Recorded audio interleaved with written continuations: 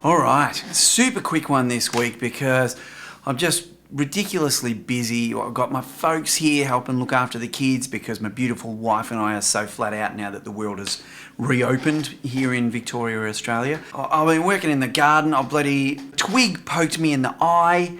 I've got heaps of songs to learn for this weekend's gigs. I'm so flat out I didn't have time to put a shirt on. I've had to edit this one on later. And out of the slew of songs I've had to learn for this weekend, there were a couple that I thought I could do a very quick little instructional clip about to clear up a couple of things. It was way quicker to put a shirt on.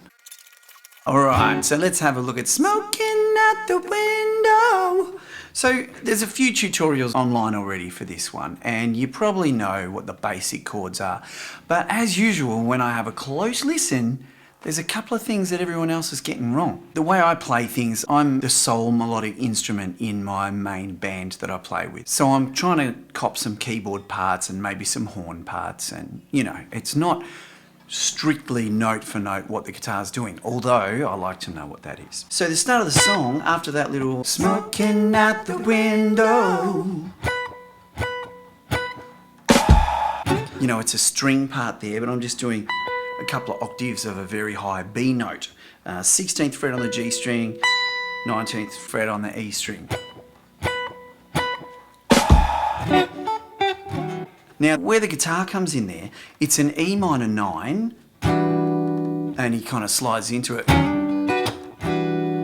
But there's a second guitar or keyboard part or something kind of going, which I think is a real signature, a little hook of the song. So instead of sliding into that first E minor 9, I play it and start the melody there. Yeah, that's pretty cool.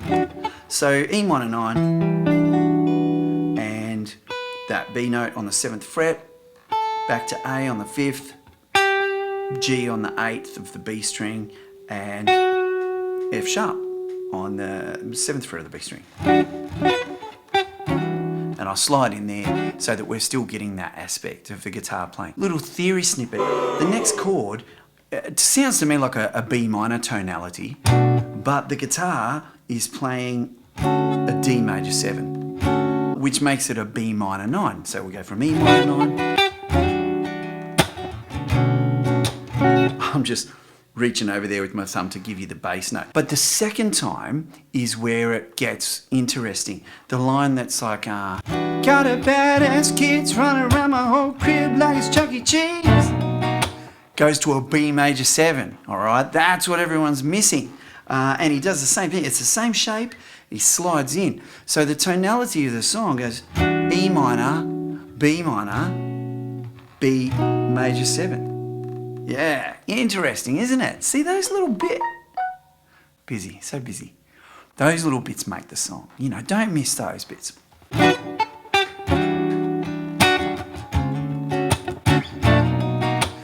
Easy. So you slide into the D major 7, 4th to 5th fret. Same thing down at B major 7, 1st to 2nd. The charts there, go and have a look at my Sound Slice channel. There's tons of stuff there, tons. Okay, the next part is the diamonds on a neck, diamonds on a wrist. It's kind of the same spot in the second verse. Diamonds on a wrist, here I am all alone. Yeah, that bit. It sounds like it's a B7 sus, and you expect it's going to go to there, but I think it just hangs like that. This is more a keyboard line, but I reckon it's crucial. It's in the same spot as the B major 7 the first time. Then it's got the B11. So normally I play a 11th chord shape with the root on the E string like that. So a 7, nothing on the A string, 7, 6, 5. But in this case, I like that it's got that B note on top as well. So I'm reaching over with my thumb for my root note, 7, nothing on the A string, 7, 6, 5, 7 with my pinky. Smoking out the window. So now we're down to it's a G major 7, but you know, again, if you're the only melodic instrument in the band, you want a nice big lush chord for this part. So, and 3, skip a string, 5, 4, 3, 2. Smoking out the window. There's that sitar sounding line. I think that's worth putting in there as well. Just a little bit of character. It's in between the vocal lines. So I'm just going 2, 3, 2, 3. So on the first and second string. Tell me how could you? So F sharp minor 7. Do this to me. Now this next bit. That's the bass line, but I think it's an A chord triad over the first two notes. That's a B11 again, A over C sharp, then I'm just playing a D. And then while the bass goes E, F sharp, I'm playing F sharp to A. That's what I'm hearing in the string part there.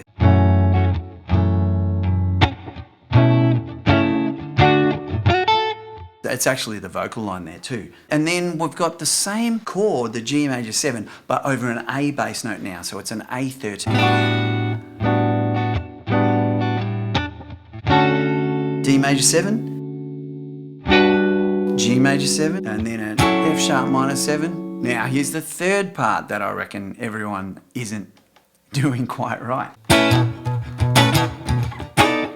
That last little chord. So it's the B11 again with the high B on top. All the guitar is doing is 1, 2, 2, 1, 2. But that last chord, it changes from probably a B minor 11 tonality to having the third in there. And I reckon I can also hear the minor third up on top. Anyway, blah, blah, blah theory. It's a B7 sharp 9 chord. You know, our favourite Hendrix chord?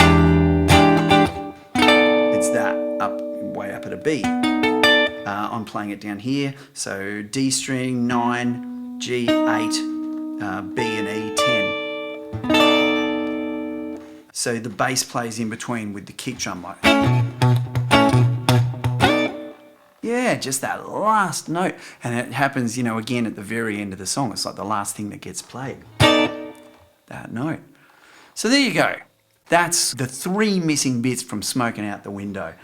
Moving down to a B major 7 in the first verse, moving to a B7 sus in the second verse, and playing that B7 sharp 9 as the very last chord of the choruses. Go have some fun with that one. And if you like, go and check out my other quick one for this week, which is On Melancholy Hill, the acoustic version. Very simple little finger picking lesson. Give me a like and a subscribe and a shout out and share it and, you know.